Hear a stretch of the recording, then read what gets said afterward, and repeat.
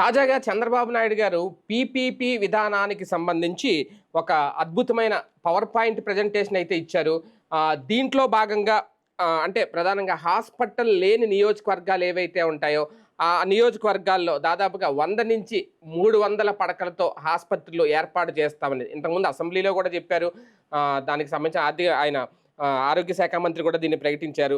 అయితే ఈసారి చాలా క్లియర్గా విడమర్చి చెప్పారు. దీనికి సంబంధించి ఎలాంటి నిర్ణయాలు తీసుకుంటున్నావు ఏంటి అంటే, ఒక రకంగా భవిష్యత్తులో కొద్ది రోజులు పోతే పుట్టిన పిల్లాడు హెల్త్ కండిషన్ మొదటి నుంచి కూడా ఎలాంటి ఆహారం తీసుకోవాలి, ఆరోగ్యంగా ఎలా ఉండాలి, ముందు ముందు వచ్చే డిసీజులు ముందే ఎలా గుర్తించాలి, ఇవన్నీ కూడా అంటే నిన్న పవర్ పాయింట్ ప్రజెంటేషన్ చూస్తే భవిష్యత్తు చాలా అందంగా చాలా అద్భుతంగా ఉంటుంది మనకి ఆరోగ్యపరంగా అనేది చాలా అద్భుతంగా చెప్పుకొచ్చారు.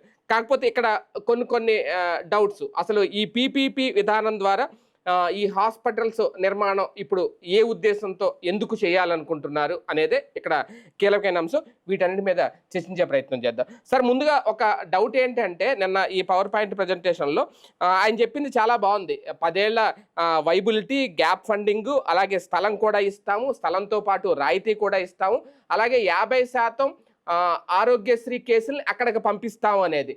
వాస్తవానికి వీళ్ళ ప్రభుత్వం వచ్చిన తర్వాతే పార్లమెంట్ నియోజకవర్గానికి ఒక మెడికల్ కాలేజీ ఇస్తామంటే దాన్ని కట్టడానికి ఖాళీ లేవు, స్థలాలు లేవు, డబ్బులు లేవు, పాతయ్యే ఇంకా పెండింగ్లో ఉన్నాయి, వాటిని పూర్తి చేస్తామని చెప్పి కేంద్రం ఇస్తామని మెడికల్ కాలేజీలు వద్దన్నారు.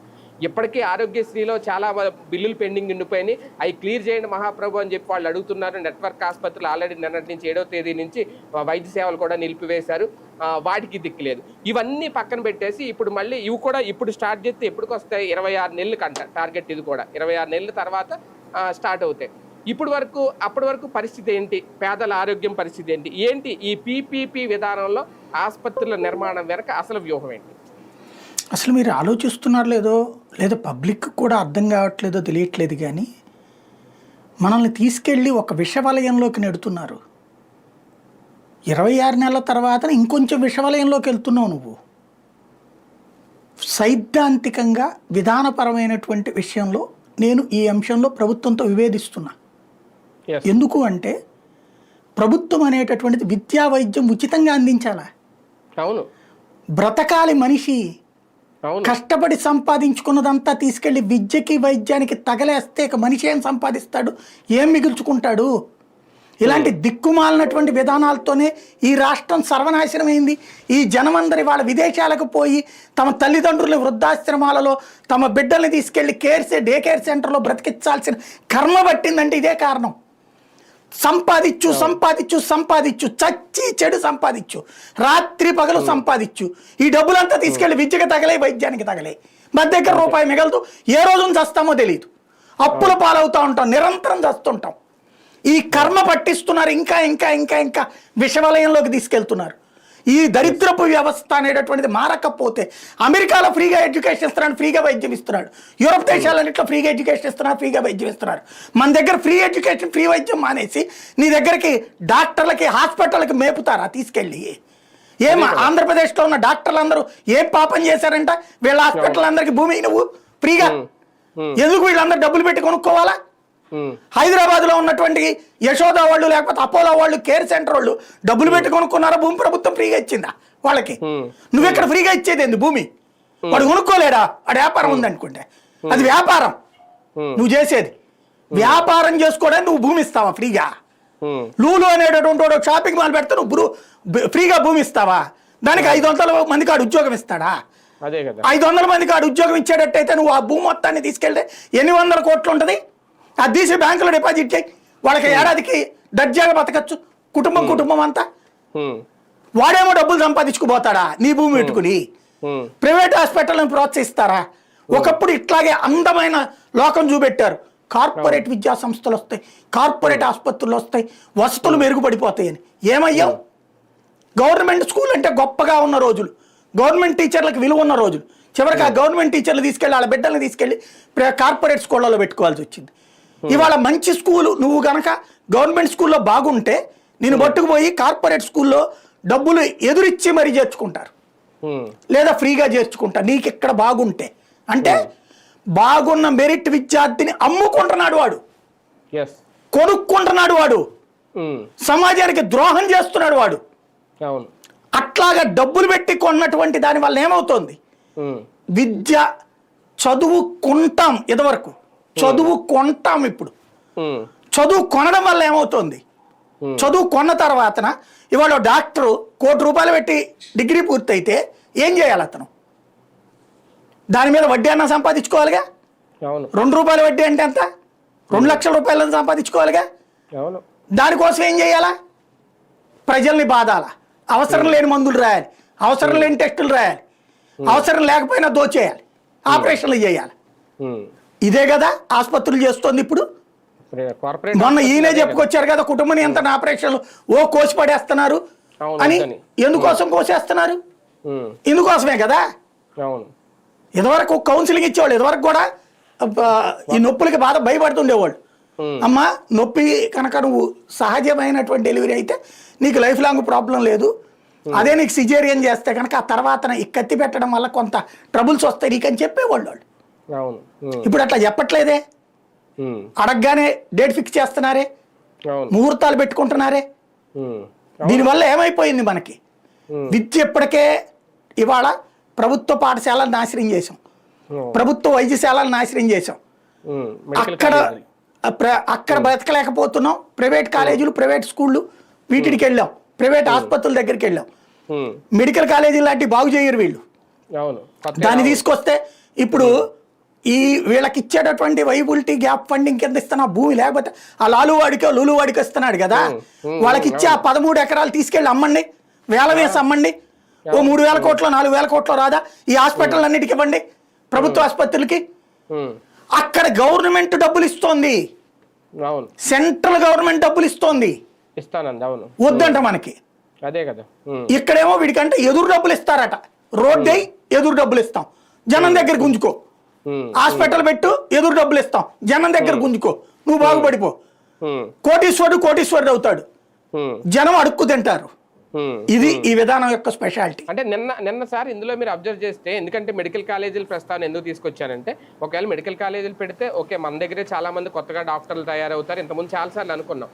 ఇప్పుడు ఇందులో ఒక్కొక్క డిసీజ్కి ఒక్కొక్క ప్రత్యేక దేశ విదేశాల నుంచి ప్రతినిధులు తీసుకొచ్చి ప్రభుత్వ సలహాదారులుగా పెట్టుకుంటారంట. వాళ్ళకి మళ్ళీ ముగ్గురు డాక్టర్లే అనుసంధానం చేస్తారంట. ఎప్పటికప్పుడు 3 నెలలకు 6 నెలలకి వాళ్ళ దగ్గర నుంచి సమీక్ష చేస్తారట. ఇదేదో మనకే వచ్చుంటే, మనకే మెడికల్ కాలేజీలు వచ్చుంటే, మన దగ్గరే డాక్టర్లు రెడీ అయ్యి ఉంటే ఈ ఇబ్బంది ఉండదు కదా. అంటే ఇది అరచేతిలో వైకుంఠం చూపిస్తున్నారు. దీనికి ఏదో పేరు పెట్టారు, డిజిటల్ నెర్వ్ సెంటర్స్ కింద పెట్టి మొత్తం ఇప్పటికే ఒక పైలట్ ప్రాజెక్ట్ కూడా స్టార్ట్ చేస్తారట, రాష్ట్ర వ్యాప్తంగా పెడతారంట. అంటే ఇదంతా ఏదో అద్భుతం జరిగిపోతుంది అన్నట్టుగా ఉంది ప్రెజెంటేషన్ చూస్తే. అది కేంద్ర పథకం అండి, కేంద్ర పథకాన్ని ఇదివరకు జగన్ టైంలోనే అమలు చేశాడు, దానికి వీళ్ళు పేరు మారుస్తున్నారు అంతే, ఏం లేదు. కేంద్ర ప్రభుత్వం ఏం చేసిందంటే డిజిటలైజ్ చేయమంది దేశవ్యాప్తంగా అందరికి సంబంధించి. ఇప్పుడు ఏమవుతున్నది, ఇవాళ టెస్ట్ చేపిస్తాం మనం, రేపు ఇంకో హాస్పిటల్కి వెళ్తే మళ్ళీ టెస్ట్ అంటారు, ఇట్లాగే డబ్బులు తినేస్తున్నారు. కాబట్టి డిజిటలైజ్ అయితే గనక ఆ రిపోర్ట్ తీసుకెళ్ళి అక్కడ ఇస్తే సరిపోతుంది. అదే డిజిటల్ లాకర్ లో మన రిపోర్ట్లన్నీ స్టోర్ చేస్తారు వీళ్ళు. అవును, కేంద్రం దేశవ్యాప్తంగా అమలు చేస్తుంది. అది జగన్ టైంలోనే అమలు ప్రారంభించారు. ప్రారంభించిన దాన్ని కొనసాగిస్తున్నారు. దానికి వీళ్ళు నెర్వ్ సెంటర్ అని పేరు పెడతారు అంతే, అంత మించేం లేదు. అట్లాగే టెస్టులు వెళ్ళి చేయమని కూడా కేంద్రమే చెప్పింది. ప్రతి ఇంటికి టెస్టులు చేసి, ఇది నేనే వీడియో చేసేంతకుముందు నరేంద్ర మోడీ సర్కార్ చెప్పింది, దేశవ్యాప్తంగా అందరికీ ముందు జాగ్రత్తగా తీసుకుని ముందుగానే ఇక పైన కేర్ తీసుకుంటా ఉంటాయి. ఇప్పుడు ఫర్ ఎగ్జాంపుల్ మా నాన్నకు ఉంది, నాకున్న నాకేంటంటే ఈ మెడికల్ వీటి మీద మాట్లాడుతున్నప్పుడు విపరీతమైన కోపం వస్తుంది. ఎందుకంటే నా జీవితంలో సంపాదించిన దాంట్లో 3 వంతులు హాస్పిటల్కి ఖర్చు పెట్టాల్సి వచ్చింది. అది అసలు అది లేకపోతే ఎట్టగా ఏం బతికే వాళ్ళం అర్థమయ్యేది కాదు. రకంగా ఈ సమాజానికి నేను థ్యాంక్స్ చెప్పుకునేది ఏంటంటే, ఈ యూట్యూబ్ లేకపోయి ఉంటే కనుక వాళ్ళని నేను చూసుకునేవాడిని కాదేమో, నా వల్ల కాదేమో, గవర్నమెంట్ హాస్పిటల్లో పెట్టాల్సి వచ్చేది. ప్రైవేట్ ఆఫీసుల్లో పనిచేస్తున్నప్పుడు వచ్చే జీతాల్లో సగం తీసుకెళ్ళి అట్లా ఖర్చు పెట్టాల్సి వచ్చింది. లోన్స్ తీసుకుని మరి చేర్చాల్సి వచ్చింది. హాస్పిటల్కి వెళ్తే 40,000 50,000 మినిమం, 2 లక్షలు 3 లక్షలతో బయటికి రావడం. ప్రతి 3 నెలలకి 6 నెలలకి దాంట్లో అసలు ఎప్పుడు రూపాయి మిగులుతుందో ఎప్పుడు తెలిసేది కాదు. రూపాయి మిగలడం అన్న చరిత్రలో లేదు, అప్పులు పాలవడం. అదే సందర్భంలో వాళ్ళు చనిపోయారు, పోని అట్లాగనే ఏమైనా బతికించుకున్నామంటే ఏంటి అంటే వాళ్ళకి ప్రారంభ దశలో తెలిస్తే ఆ చర్యలు ఉండవు కదా. అదే కదా. అవును. ఇవాళ వాస్తవంగా నాకు బోల్డెన్ లోపల సమస్య ఉండొచ్చు, నేను హాస్పిటల్కి వెళ్ళాలని భయపడతా. ఎందుకంటే హాస్పిటల్ చూసి ఎందుకు మన ప్రేక్షకులకు కూడా తెలుసు, ఎన్నోసార్లు వీడియోలు హాస్పిటల్లో నుంచి చేశాను రోజుల తరబడి. ఎందుకని అక్కడ పక్కన చూసుకుంటా అమ్మా నాన్న. అందుకని ఆ ప్రైవేట్ హాస్పిటల్ అప్పటికి మనకి మంచిగా కాస్త కోస్తో తక్కిచ్చారు ఛార్జీలు. కానీ ఎక్కడ అసలు ఈవేళ ఉన్న పరిస్థితులు, ఎక్కడి నుంచి జీవితకాలం సంపాదన అంతా హాస్పిటల్కి ఖర్చు పెట్టుకుంటే ఎట్టా బ్రతుకుతారనేది ఉండాలి కదా. ఇవాళకి కూడా నేను ప్రతి ప్రభుత్వానికి మొత్తుకుంటూ చెప్తాను, నాకు పరిచయం ఉన్న మంత్రులకి చెప్తుంటా, వైద్య ఆరోగ్య శాఖ మంత్రులు, అరే నాయన మీకు దండం పెడతా ఉన్నారు, డయాగ్నోసిస్ సెంటర్లు 50% 20% పెట్టండి, ఫ్రీగా పెడితే మీకు కాళ్ళకి దండం పెడతాం. మనకి ఫస్ట్ కన్సల్టేషన్ ఫీజు 500 ఉంటుంది, కానీ డయాగ్నోసిస్ కి 5,000 నుంచి 25,000 ఉంటుంది. మందులకి 1,500 నుంచి 3,000 4,000. ఎందుకని? ఈ మందుల కంపెనీల వాళ్ళకి, మందుల షాప్ వాళ్ళకి దాంట్లో వాటా, మందుల షాపులు డాక్టర్లకి వాటా ఇవ్వాలి, డయాగ్నోసిస్ సెంటర్లు డాక్టర్లకి వాటా ఇవ్వాలి. అక్కడ రాసుకుంటారు, మీరు డాక్టర్ పేరు రాస్తారు, నేరుగా వీళ్ళకి ఏ నెలకి ఆ నెల డబ్బులు వచ్చారు. దానికోసం అవసరం ఉన్నా లేకపోయినా రాస్తారు. ఒక హాస్పిటల్ డాక్టర్ గారు రాసింది దానికి అనుగుణంగా మందులు ఇస్తాం, ఇంకో హాస్పిటల్కి వెళ్ళాక అది సరిగ్గా చూడలేదు, ఇదిగో ఇది కరెక్ట్ గా చెక్ చేయలేదు, మళ్ళీ మీరు దీని కింద డయాగ్నోసిస్ చేయించారు, వీళ్ళకి తెలిసిన చోట మళ్ళీ చేయించారు. పైగా ఇప్పుడు కార్పొరేట్ హాస్పిటల్ ఇదో స్టైల్ కదా సార్, అక్కడ రాసిన మందులు వాళ్ళ మెడికల్ షాప్ లో దొరుకుతాయి, బయటకి వెళ్ళి తీసుకోవాలి, దొరకను కూడా దొరకదు, అక్కడే తీసుకోవాలి. ప్రిస్క్రిప్షన్ 500 అయితే, నాకు మొన్న చిన్న చెవుపోటు అని చెప్పి హాస్పిటల్కి వెళ్తే ప్రిస్క్రిప్షన్ 500 అయితే మందులకు 2,000 అయింది, అక్కడే తీసుకోవాలి. మళ్ళీ మందులకు వెళ్తే మళ్ళీ 2,000 అయింది. అంతే. నిజంగా మనుషుల్ని చంపేస్తుంటే దాన్ని ఏదో గొప్పగా ఇలాంటి సదుపాయాలు కల్పించామని చెప్పి గొప్పగా చెప్పుకోవడమే ఇక్కడ దరిద్రం. మనకి ఇక్కడ బాగు చేయాల్సింది గవర్నమెంట్ హాస్పిటల్, ఆరోగ్యశ్రీలను లింకప్ చేసేటటువంటి స్థితికి తీసుకురావాలి. ప్రైవేట్ స్థాయిలో గవర్నమెంట్ హాస్పిటల్ ఎందుకు నడపలేదండి? ఏం రోగం మనకి? ఒకవేళ సార్ నాకు డౌట్, ఇక్కడ రేపు పొద్దున్న పీపీపీలో నిజంగా నియోజకవర్గానికి ఒక మల్టీ స్పెషాలిటీ లాగా 100-300 పడకల ఆసుపత్రి వస్తే ఇప్పుడు మనం అనుకున్న ఇబ్బందులు సాల్వ్ అవుతాయా, పెరుగుతాయా? ఏం లేదు, ఇంకొంచెం పెరుగుతాయి, భారీగా పెరుగుతాయి. ఇంకా దానివల్ల అంటే ఇక్కడ ఏం లేదు, జనం సొమ్ముతో వాళ్ళు దర్జాగా బతుకుతారు అంతే. అంటే ఇప్పుడు మనల్ని తీసుకెళ్లి ఇప్పుడు ఇంతవరకు అక్కడ హాస్పిటల్ పెట్టడానికి 10 కోట్ల రూపాయలు అయింది అనుకోండి, ఇప్పుడు 4 కోట్లతోనే పెట్టచ్చు. వీళ్ళు స్థలం ఇస్తారు, పైగా గవర్నమెంట్ డబ్బులు ఇస్తుంది, గవర్నమెంటే రోగుల్ని కూడా ఇస్తుంది. అట్లాగే గవర్నమెంట్ స్థలం ఇచ్చింది కాబట్టి అక్కడ సగం ఖర్చులు కలిసిపోయింది. అయితే గీతే ఇప్పుడు తెలుగుదేశం పార్టీ నాయకులకి ఎవరికన్నా ఫ్రీగా ట్రీట్మెంట్ ఇస్తారేమో. అంటే ప్రజలకు వచ్చే ఉపయోగం ఏముండదు దీనివల్ల, భవిష్యత్తులో ఏముండదు, ప్రజలకి కొంచెం బాధుడు. ఒక కార్పొరేట్ హాస్పిటల్ వచ్చాక ఏం చేస్తుంది అంటే చుట్టుపక్కల ఉన్నటువంటి చిన్న హాస్పిటల్ అన్నింటినీ కొట్టేస్తుంది. అంతే కదా. అవును, అదో పెద్ద సమస్య. పైగా ఆరోగ్యశ్రీ కేసులు కూడా ఇక్కడికే పంపిస్తామంటున్నారు. ఒక పక్కేమో అసలు ముందు ఆరోగ్యశ్రీనే కరెక్ట్ గా లేదు కదండి, ఆరోగ్యశ్రీ తీసేసి ఇన్సూరెన్స్ అంటున్నారు పక్కన, రెండో పక్కన మళ్ళీ ఆరోగ్యశ్రీ తీసుకెళ్లి దీనికి లింక్ దేం ఆరోగ్యశ్రీ ఎవో 2.5 లక్షల రూపాయలకి, ఏదో 5 లక్షలు ఏమో చెప్పారు కదా, 2.5 లక్షలు 5 లక్షల లోపు అయితే గనక ఇక్కడ మిగతాది అక్కడ. ఆ 10% కోసం ఎవడొస్తాడు అక్కడ? అదే కదా. మిగతా ఎన్ని ఇన్సూరెన్స్ ఇక్కడ, ఇన్సూరెన్స్ ఉంటే ఎందుకు వస్తారు? అదే కదా. ఇన్సూరెన్స్ లో 3 అంతులు రోగాలు కవర్ అవ్వవు. అవును, అదే కదా. కానీ P4 అనేది కూడా ఒక రకంగా నిన్న ఎవరో ఒక రిపోర్టర్ అడిగితే బాబు గారు సీరియస్ అయ్యారట. P4 మీ మంత్రులు ఎంతమంది దత్తత తీసుకున్నారంటే మీకు బాధ్యత లేదా, మీరేం చేశారని అడిగారట. అంటే ఏంటి, వీళ్ళు కూడా తీసుకోవాలి రిపోర్టర్లు అందరూ బాధ్యత, తలా ఒకళ్ళని దత్తత తీసుకుంటే పోద్ది. అంటే ఇప్పుడు P4 విధానం అనేది బలవంతపు రుద్దుడు ఏమైనా అవుతుందా? మార్గదర్శనం అసలు P4 పిచ్చి పిచ్చిగా మారిపోయిందండి. ఇప్పుడు P4 ఏమంటున్నారు, మొన్నటిదాకా P4 ఏమన్నారు, ఎవరో ధనికుడు వచ్చి పేదవాళ్ళని దత్తత కుటుంబం మార్గదర్శి. ఇప్పుడు అన్నా క్యాంటీన్లన్నీ అట్లాగే అనుకున్నారు, అయ్యిందా? అప్పుడప్పుడు ఎవరో 1 కోటి రూపాయలు ఇచ్చారో 10 లక్షలు ఇచ్చారు, లేకపోతే ఒక క్యాంటీన్ కు నడుస్తుంది. ఫ్రీగా జనాలు ఎగబడి ఏమైనా పెడుతున్నారా? ఎవడికాడ అన్నదానం నా పేరు మీద నేను పెట్టుకుంటాను, మా తాత పేరు మీద పెట్టుకుంటా, మా నాన్న పేరు మీద పెట్టుకుంటాను, తీసుకెళ్లి అన్నా క్యాంటీన్లకి జనాలకి అక్కడ తీసుకెళ్లి ప్రభుత్వానికి పెట్టాలని ఎవడన్నా అనుకుంటాడు. సార్ మొన్న అన్నా క్యాంటీన్ సందర్భం వచ్చింది కాబట్టి, అంటే మీ దృష్టికి వచ్చిందో లేదో నాకు తెలియదు, పిఠాపురంలో మన నాగబాబు గారు వీళ్ళందరూ వచ్చి అన్నా క్యాంటీన్ ప్రారంభించారు ఆయన ఎమ్మెల్సీ హోదాలో. అక్కడ పిఠాపురంలో అన్నా క్యాంటీన్ నిర్మించిన కాంట్రాక్టర్కి ఈ రోజుకి బిల్లులు రాలేదట. దాన్ని ఆయనే బయటకు వచ్చి లబోదీపం అన్నాడు. కాకపోతే ఆ వార్తను హైలైట్ చేయలేం లేదనుకోండి. అంటే వాళ్ళకి బిల్లులు ఇవ్వలేదు కానీ అన్నా క్యాంటీన్ అద్భుతంగా ప్రారంభించేసి మీరు డైరెక్ట్ కాంట్రాక్టర్ వచ్చి చెప్పాడు మన పిఠాపురంలో. అంటే పరిస్థితి ఎలా ఉంది అనేది అదే స్పెషల్ కదా. ఇప్పుడు దాంతోపాటు ఇక్కడ అన్న క్యాంటీన్లకి అట్లాగే వీళ్ళు ఆశించారు అవ్వలేదు. అట్లాగే ఇప్పుడు ఇట్లాగా ఏమైంది, ఎగబడి ఎవరు వచ్చారు ఒకటి. రెండవది ఆ ముక్క చెప్పి మళ్ళీ ఏమంటున్నారు, మొన్న అదేదో బనకచెర్ల ప్రాజెక్టుకో దేనికో ఇస్తే ఇది ఆయన కాదు, మన అదేదో ప్రాజెక్టుకి ఒక ఆయన నందిగామ దగ్గర ఒక ఆయన 10 కోట్ల రూపాయలు విరాళం ఇస్తాను, అది P4 అంటారు. అది విరాళం P4 ఏంది నాకు అర్థం కాలే.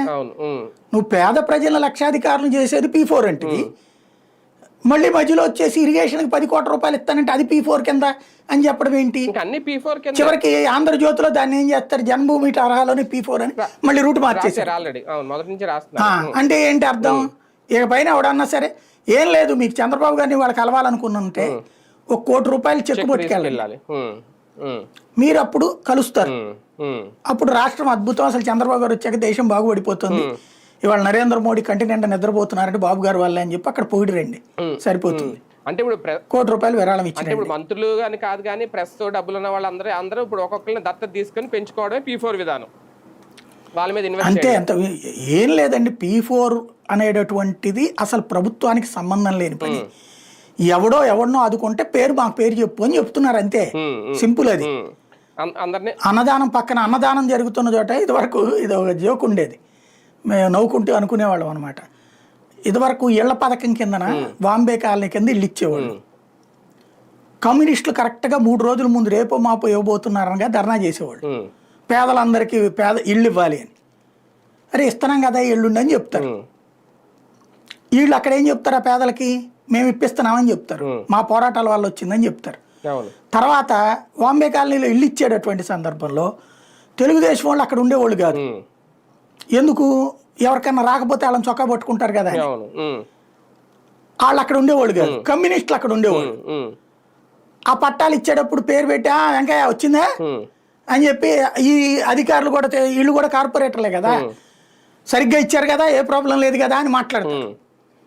అయిపోయాక నీకు ఎంత తిప్పలు పడాల్సి వచ్చిందోనబ్బా నీ గురించి, వాళ్ళు ఆపాలని చూసారని చెప్తారు. ఇట్లాగా ఇల్లు చివరికి ఇప్పించింది కమ్యూనిస్టులు అవుతారు. అట్లాగా ఇప్పుడు ఎవరి దగ్గర 1 కోటి రూపాయలు సంపాదించుకుని వాడు 10 లక్షలు ఎవరికో ఖర్చు పెడితే వాళ్ళు ఎవరో బాగుపడితే చంద్రబాబు గారి వల్ల నేను మీకు ఇచ్చానని ఆడు చెప్పుకోవాలి. అదే కదా, వీళ్ళు చప్పట్లు కొట్టాలా, బాబు గారి వల్లనే మేము బాగుపడ్డామని.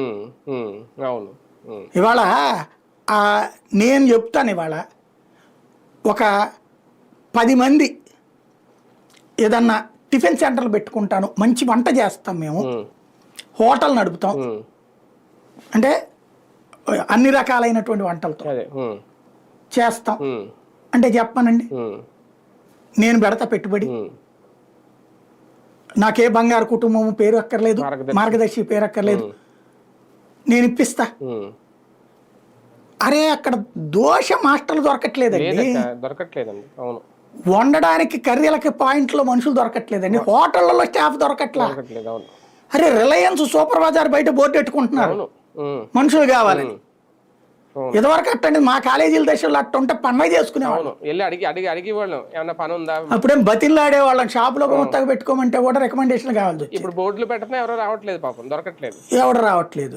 ఎందుకని, అందరు ఇక్కడ చదువుకుంటే ఎక్కడ షాపులో పని చేస్తే నామర్థం, అదే హైదరాబాద్ లో చేస్తే ఎవడు అడగడు, అదే కదా, బెంగళూరులో చేస్తే చెన్నైలో చేస్తే ఎవడు అడగడు, లేదా అమెరికాలో చేస్తే అక్కడ పాయికానా అడిగినా ఎవడు అడగడు, అంతే, తెలియదు కదా అక్కడ. అట్టాగా అంటే ఇక్కడ మనం చేతనైతే నేను ఇంకా చంద్రబాబు గారి దగ్గర ఏం ఎక్స్పెక్ట్ చేస్తాను, పెద్ద ఆయనే అంటాడు కదా జనాభా మీరు ఎక్కువ మందిని కనండి అని. అలాంటి ఒక పెద్దరికంగా మన ఇళ్లలో వృద్ధుడు ఎట్లా మాట్లాడతారో అట్లా పెద్దరికంగా మాట్లాడుతుంటారు.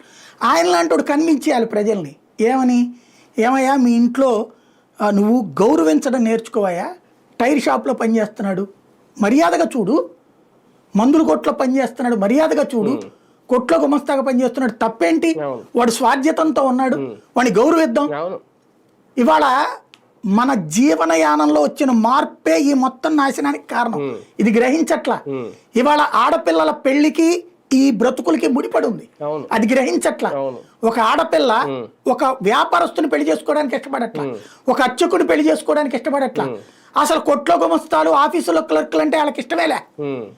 ప్రైవేట్ కంపెనీలు అంటే సాఫ్ట్వేర్ కంపెనీలే. అంతే. వాళ్ళు ఎప్పుడైతే పెళ్లిళ్ళు చేసుకోవట్లేదు వీళ్ళు ఆ ఉద్యోగాలు మానేస్తున్నారు, అట్ట వద్దనుకుంటున్నారు. అవును. అవును. వీళ్ళు ఎంత చదువుకున్నా సరే ఏంది ఉపయోగం అనేటటువంటి పరిస్థితి. అంతే కదా. ఇవాళ ఒక దాన్ని ఏమంటారు, మన ఇంటికి వచ్చి ఏసీ రిపేర్ చేసేటటువంటి అతను రోజుకి 1000 రూపాయలు సంపాదిస్తాడు, నెలకు 30,000 సంపాదిస్తాడు. అతను నాకు వద్దంటది అమ్మాయి. చేసుకోవాలి సాఫ్ట్వేర్ ఎంప్లాయ్. ఇంకా కొన్ని రోజులు పోతే సాఫ్ట్వేర్ ఎంప్లాయ్ ఎవరికి పెళ్లిళ్ళు అవ్వండి ఇంకా. అది మరి అక్కడ వాళ్ళని కన్విన్స్ చేయను పెద్ద ఆయనకి. అవును. దాన్ని ఏమంటారు, డిగ్నిటీ ఆఫ్ లేబర్. అవును. కష్టపడే ప్రతి ఒక్కళ్ళని గౌరవించే సంస్కృతి నేర్పు. అవును. సైకిల్ షాప్ అయినా సరే స్వాధ్యత. ఇదివరకు మా చిన్నప్పుడు అంతా పెళ్లిళ్ళు కానీ ఎట్లుండేదంటే వాడు కష్టపడతాడు రా, అమ్మాయిని బాగా చూసుకుంటాడు, కష్టపడే తత్వం ఉన్నోడికి అమ్మాయిని ఇచ్చి చేసేవాడు. ఇప్పుడు కూర్చొని తినేవాడికి ఇచ్చి చేద్దాం. అవును. మన పిల్లని కూర్చోబెట్టిన వేపాల. ఇదివరకు అమ్మాయికి కూడా వంటలు నేర్పేవాళ్ళు, ఇంటి పని నేర్పేవాళ్ళు, ఆ ఇంట్లో వాళ్ళతో మమేకమని చెప్పేవాళ్ళు. ఇప్పుడు మా అమ్మాయిని ముట్టుకోవడానికి వీళ్ళే, మా అమ్మాయిని అంటూ దోమదో, బట్టలు ఉతకదో, వంట కూడా తనని తోచింది చేసుద్ది, లేకపోతే ఇద్దరు స్విగ్గీ తెప్పించుకుని తినండి. ఏం జీవితాలు సార్, మనం ఎక్కడికి పోతుంది. అత్తగారు మాంగారు ఉంటే అసలు ఉండవట్లేదు, ఫస్ట్ వేరే కాపురం పెడితేనే అది అట్లాగా ఇట్లాంటి జీవితాలు. దానికి ఆయన పెద్ద ఆయన చెప్పాల్సింది. ఇదేదో P4 వస్తే బాగుపడిపోతుంది, హాస్పిటల్ ప్రైవేట్ వాడు వస్తే బాగుపడతాడు, కార్పొరేట్ వాడు వస్తే బాగుపడతాడు, వాడు బాగుపడుతున్నాడు. సార్ ఒకటి సార్, కార్పొరేట్ విద్యా సంస్థలు, కార్పొరేట్ వైద్యశాలలు వేల కోట్లు సంపాదిస్తున్నాయి. అదే ఈ వేల కోట్లు దోపిడీకి గురవుతున్నాడు మధ్య తరగతి పేదోడు. అవును. కానీ ఒకటి సార్, ఫైనల్ గా అంటే మనం ఈయన చెప్పిన 28 నెలలు చూస్తున్నట్టే దాదాపు 2 ఏళ్ళ తర్వాత ఒకసారి పిక్చర్ చూస్తే ఆంధ్రప్రదేశ్లో ప్రైవేట్ పరం చేస్తున్నాం అన్నీ అని చెప్పకుండా మొత్తం వ్యవస్థలన్నీ ప్రైవేట్ వ్యక్తుల చేతుల్లోకి వెళ్ళిపోబోతున్నాయా? పీపీపీ అంటే ఫైనల్గా ఫిల్టర్ చేస్తే అదేనా? ఫ్రమ్ ద బిగినింగ్ జగన్ది చంద్రబాబుది విధానపరమైనటువంటి సైద్ధాంతిక తేడా అదే. చంద్రబాబు అంతా పెద్దవాళ్ళు సంపాదించుకోవాలి, మిగతా వాళ్ళందరూ పని చేసే వాళ్ళ కింద ఉండాలని భావిస్తారు. ఈ పని దొరికించడమే నా గొప్పతనం అని భావిస్తారు. వాడు సంపాదించుకుంటేనే వాడు పని ఇవ్వగలడని భావిస్తారు. చేపలు పట్టడం, చేపలు పట్టడం కాదు, ఇక్కడ చంపేయడమే చేపలు. ఇక్కడ అదే జగన్ కాన్సెప్ట్ కానీ రాజశేఖర రెడ్డి కాన్సెప్ట్ కానీ ఏంటి, పేదవాడికి మినిమం ఫెసిలిటీ విద్య, వైద్యం, వసతి, ఈ 3 కల్పించారు. వీళ్ళిద్దరి పాలసీలు అదే. విద్యా ఉచితం, వైద్యం ఉచితం. ఆయన కార్పొరేట్లలో ఇచ్చాడు వైద్యంలో, విద్యలో. అలాగే ఈయన స్కూల్ కూడా ఇచ్చాడు. అట్లాగే వైద్యం ఆయన ఈయన కూడా. ఆయన కార్పొరేట్ వైద్యాన్ని అయితే ఈయన కార్పొరేట్ వైద్యంతో పాటు ప్రభుత్వ వైద్యాన్ని కూడా డెవలప్ చేసే కాన్సెప్ట్ తెచ్చాడు. ఇంటి దగ్గరికి వైద్యాన్ని అందుబాటులోకి తీసుకెళ్ళాడు. ఇంటికి వచ్చి టెస్టులు చేయడంతో పాటుగా మందులు ఇంటికి. ఒక అధికారి చెప్పాడు నాకు, నవ్వుకున్నా నేను. ఒక అధికారి చెప్పాడు నాకు, ఇంటింటికి వెళ్ళి టెస్టులు చేయించారు. అది ఫాలో అప్ చేసే బాధ్యత సెక్రటేరియట్ స్టాఫ్కి పెట్టారు, వాలంటీర్. ఆ మందులు వేయడం, వీళ్ళు నెలకో 2 నెలలకు ఒకసారి హాస్పిటల్కి వెళ్ళాలి కదా, ఆ సెంటర్కి పంపించడం, అక్కడికి టెస్ట్ చేయించి మళ్ళీ ఫాలో అప్, వీళ్ళు రిపోర్ట్ పంపించాలి గవర్నమెంట్కి.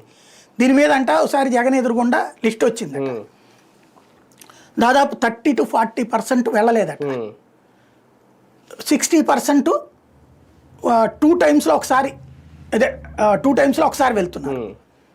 ఇట్లా లెక్కేసుకున్నారట. ఎందుకని వీళ్ళు వెళ్ళట్లేదని అడిగాడట. అడిగితే ఏం చెప్తామండి, వాళ్ళకి ఆర్థిక స్తోమత ఉండాలి కదా.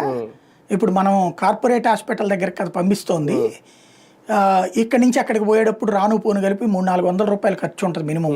తిండి లెక్కేసుకుంటే ఇంకొక 500 రూపాయలు ఖర్చు అవుద్ది. అప్పటికి టెస్ట్లు అయ్యని మనం చేపిస్తున్నాం ఒక 5-10 వేల రూపాయలు. కాబట్టి ఇది నడుస్తుంది.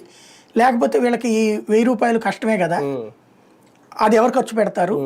ఇంట్లో వాళ్ళు వీళ్ళ పెన్షన్ డబ్బుల్లోంచి పెట్టుకోవాలా? పెన్షన్ డబ్బులు వీళ్ళు ఇళ్లలో అలవాటు చేశారు, పిల్లలకి ఇవ్వడము అట్లాగా. ఏముందిలే మనకని చెప్పేసి వాళ్ళు పెద్ద పట్టించుకోరండి. అంటే వాళ్ళందరూ ఎట్టి పరిస్థితుల్లో హాస్పిటల్కి వెళ్ళాలబ్బా, టెస్ట్ చేయించుకోవాలి, వాళ్ళ జీవితం కంటిన్యూ అవ్వాలి, మన ప్రభుత్వం బాధ్యత కదా అన్నాడట. అంటే మరి ఏం చేద్దామండి అంటే, ఓ పని చేయండి, అందరికి కార్లు పెట్టండి అన్నాడట. ఒక్కసారి షాక్ అయ్యారండి. ఏం సార్ కారు పెట్టడం అంటే ఏంటో అనుకుంటున్నారు, 2-3 వేల రూపాయలు వద్దా, పెట్టండి అబ్బా, మన కుటుంబ బాధ్యత అది అన్నాడు. అంటే సార్ మీరు అట్లా వదిలేయండి, మీరు అట్లాంటి లెక్కలు పెడితే శాంతం ఖజానా అంతా ఖాళీ అయిపోద్ది, దీనికి మేము ఏదో ఒకటి చేస్తామని అప్పటి నుంచి వాళ్ళు ఇలా వెళ్ళడానికి కన్వెన్స్ ఛార్జ్ పెట్టారట. ఆటో ఎక్కించి పంపించడం ఇట్లాంటిది. మరి అన్ని చోట్ల చేశారు లేదు నాకు తెలియదు. ఒక అధికారి నాకు చెప్పినటువంటి లెక్క. అంటే పరిస్థితి ప్రభుత్వ ఉద్యోగులు కాదు, ఇళ్ళకి సాధారణ ప్రజలు పేదలకి వైద్య పరీక్షలు చేయించిన తర్వాత దీర్ఘకాలిక వ్యాధులు ఉన్న వాళ్ళకి, క్యాన్సర్ ఈ లక్షణాలు ఉండే వాళ్ళకి ముందు నుంచి ట్రీట్మెంట్ కంటిన్యూషన్ పెట్టారు కదా, అది ఇప్పుడు అట్లాగా అదేంటి నాది అనే బాధ్యత ఫీల్ అవ్వాలి. నా ఇంట్లోనే ఇదైతే అని ఫీల్ అవ్వాలి. నేను వీడియోలు చేసేటప్పుడైనా, నా మాట్లాడేటప్పుడైనా సమాజం నాది అని ఫీల్ అవుతాను. అక్కడ వస్తుంది నాకు కోపం ఏదైనా సరే. ఎందుకంటే మనం సొసైటీలో గ్రౌండ్ ట్రాడర్ నుంచి వచ్చున్నాం, ఇవాళ మనమే తట్టుకోలేకపోతున్నామే. ఇక వీళ్ళ బ్రతుకేంటి అసలు? ఎందుకంటే ఒక హాస్పిటల్లో డబ్బులు కట్టలేక ఏళ్ల తరబడి పిల్లల్ని కనడానికి ఆపుకునేటటువంటి సిచ్యుయేషన్ ఫేస్ చేసిన వాళ్ళు, ఆ నరకం ఏంటో తెలియాలా? మనుషులకి మానవత్వం కనబడాలి. విద్యా వైద్యం అనేటటువంటిది ఖచ్చితంగా ఉచితం ఇవ్వాలా? అవి రెండు ఉచితం ఇస్తే ఇచ్చినోడు దేవుడు అంతే. విద్యా వైద్యం ఉచితంగా ఇచ్చినోడు దేవుడు అంతే, వాడు నిజమైన దేవుడు అంతే. చూద్దాం. మొత్తానికి ఈ పీపీపీ విధానంలో పబ్లిక్ ప్రైవేట్ పార్టిసిపేషన్ ఈ విధానంలోనే ఇప్పుడు ఈ 100 పడకల లేదంటే 300 పడకల ఆసుపత్రులు మొత్తం దాదాపు 105 నియోజకవర్గాల్లో వస్తాయని చెప్తున్నారు. దాని లెక్క చూస్తూ ఉంటే కంప్లీట్గా ప్రైవేట్ చేతిలోకి వెళ్ళిపోబోతుందా అనేది. శుభ్రంగా హ్యాపీగా కేంద్రం ఇస్తానన్న మెడికల్ కాలేజీలను తీసుకోలేదు, ఆరోగ్యశ్రీ బిల్లులు ఇంకా పెండింగ్లో ఉన్నాయి, 28 నెలల తర్వాత ఇవి అందుబాటులోకి రావడం లక్ష్యంగా పెట్టుకున్నామన్నారు. అంటే దాదాపు 2 ఏళ్ల తర్వాత. అప్పటి వరకు పరిస్థితి ఏంటి, నిరుపేదల ఆరోగ్యం పరిస్థితి ఏంటి, వైద్యం పరిస్థితి ఏంటి? ఇంకా క్రమక్రమంగా కొన్నేళ్ళకు చూస్తే వైద్యం అనేది సామాన్యుడికి ఒక అందని ద్రాక్షగానే మిగిలిపోతుంది అనే ప్రశ్నలు అయితే వినిపిస్తున్నాయి. మరి దీనికి ప్రభుత్వం ఏం చేస్తుంది, ఎలా ఉంటుంది భవిష్యత్తు అనేది ఇంకా వేచి చూడాల్సిందే.